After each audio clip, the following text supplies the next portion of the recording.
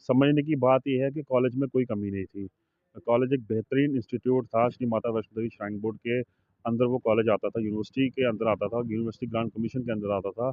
But पिछले कुछ हफ्तों से जो जम्मू कश्मीर में वहाँ अलॉटेड सीट्स का जो मसला बना हुआ था कि एक लोगों का ये कहना था कि एक सेट लोगों को जो है, खासकर मुसलमानों को है, बच्चों को वहाँ सीट दी गई। तो मैं समझता हूँ जब किसी को मिलता है, जब कॉन्स्टिट्यूशन ने हमें तालीम का हक दिया, उसने मज़हब देख के नहीं दिया। अ, तालीम जो है वो हिंदुस्तान में हर एक बच्चे का हक है, चाहे वो किसी भी मज़हब मिल्लत का है।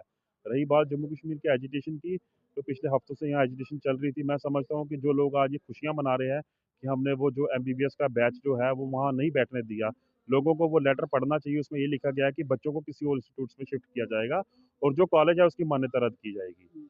तो कॉलेज की नहीं, मान्यता मेरा सवाल है कि मान्यता दी कैसे दी, जब आज ये कहते हैं कि उसमें बहुत सारी कमियां थी।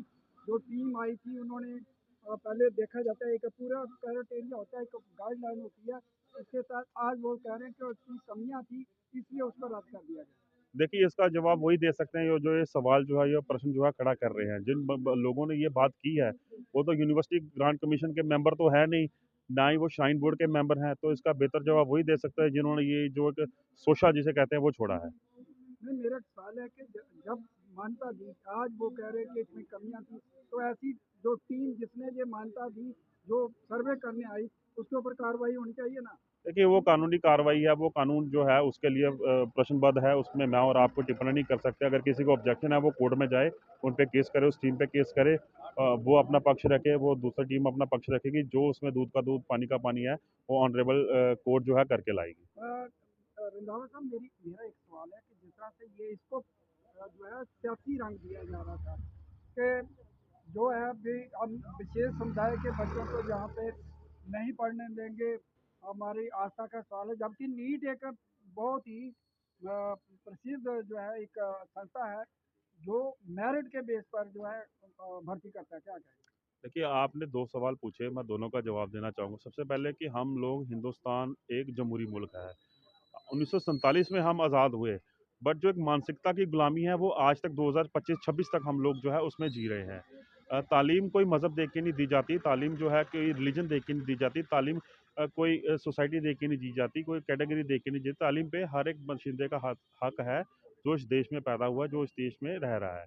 रही बात इसको मज़हबी रंग देने की, तो मज़हबी रंग का नतीजा ये है कि जो बच्चे थे, चाहे वो हिंदू थे, चाहे उसमें सिख भी एक बच्चा था, मैंने सुनने में जो आ रहा, बाकी जो मुसलमान बच्चे थे, वो सबको है अलग-अलग यूनिवर्सिटीज़ में जो है सीट दी गई।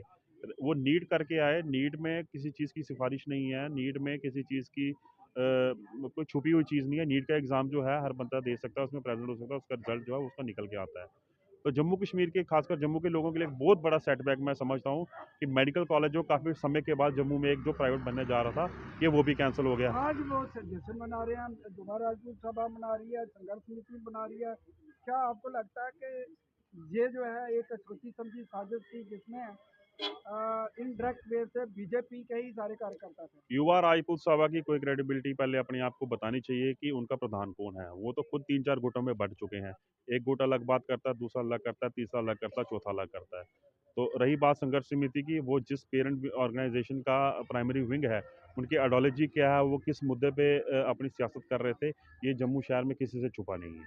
ओवरऑल क्या कहेंगे, मतलब कि ये जो मानता रद्द की गई है? देखिए, ओवरऑल ये कह रहे हैं कि बच्चों का मेन इश्यू था, बच्चों के एडमिशन्स को लेके, चाहे वो किसी भी मज़हब के थे, किसी भी जमात के थे। अब बच्चे तो अपनी जगह फिर से एडजस्ट हो गए। जो मेडिकल कॉलेज जम्मू के लिए लोगों के लिए आया था, यही बच्चे पढ़ के जम्मू कश्मीर के लोगों की खिदमत करते, और वो तो बंद हो गया ना।